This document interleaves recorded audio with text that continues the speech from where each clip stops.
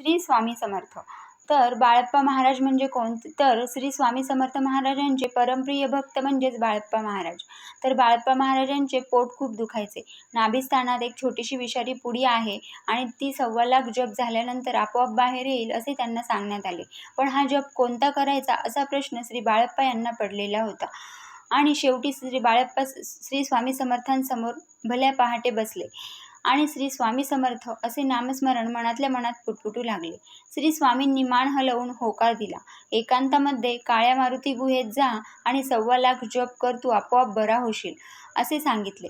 त्याप्रमाणे अक्कलकोट येथील हबक्याच्या मारुती मंदिरात श्री गुहेत बाळप्पा आले आणि तेथे सतत एक कलमी 1.25 लाख जप केला आणि नाभिस्थानातून विषारी बारीक पुडी बाहेर पडली. म्हणून श्री स्वामी समर्थ हा शास्त्र शुद्ध, स्वयंभू आणि श्री स्वामी समर्थ महाराजांची अनुमती असलेला सिद्ध मंत्र असा जप आहे.